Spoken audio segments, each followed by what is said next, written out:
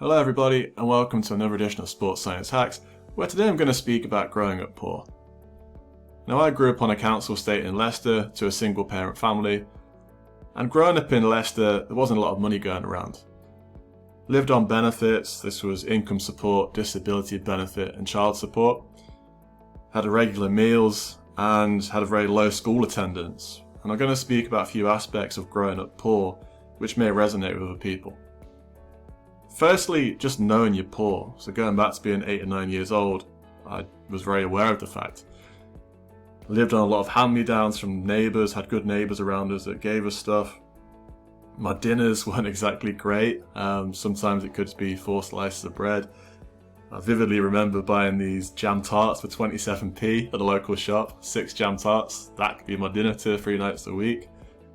And lunch at school could be quite embarrassing. You'd open your packed lunch, comparing your food to other people. And that comes to point 2, just being ashamed of being poor. There were times being 7, 8, 9 years old where you ask the question, well, what did I do wrong? What have I done to be in this position? Is this my fault? And there is that stigma of being poor. Now I went to a school in quite a prosperous part of Leicester, which probably made the stigma worse. But more so the benefit stigma as well. People are very aware that your family come from benefits.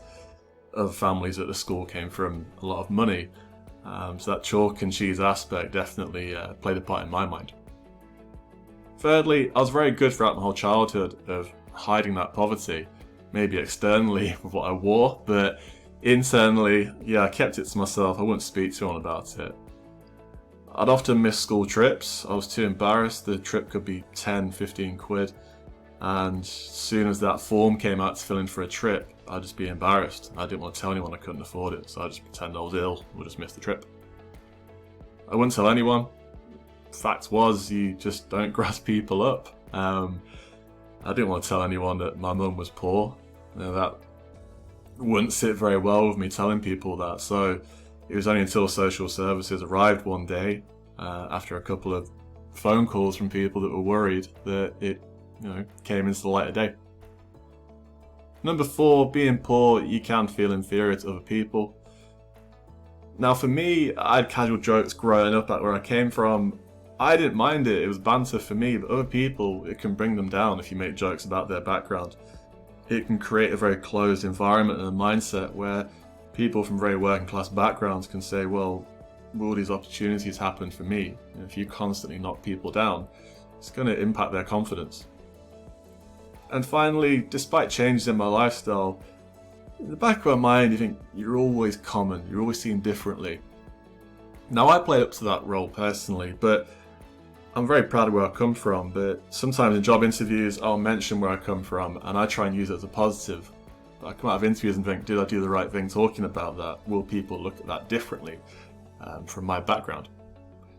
But the money fear always lingers, even though I'm in a more comfortable position in my life now. I know what it's like to be very, very poor and the mental health knock-on effects of that. So there is that fear of stuff going wrong and going back to that lifestyle and that feeling. And it's impacted me as an adult. I question having kids. I ask myself, do I want my kids to be in a similar position that I was in and feel the way I felt? That's not a really fair way to think really, but that does go through my mind. Okay, thank you for watching this short video. I appreciate this channel is a bit of a mixture of all sorts of things, but I think it is worth talking about mental health, talking about poverty, so I will do more videos about this, so please subscribe to the channel, take a look at my previous content about mental health as well. If you've got any suggestions about future videos, do get in touch on Instagram at Sports Science Hacks. Okay, thanks for tuning in, and I'll speak to you again soon.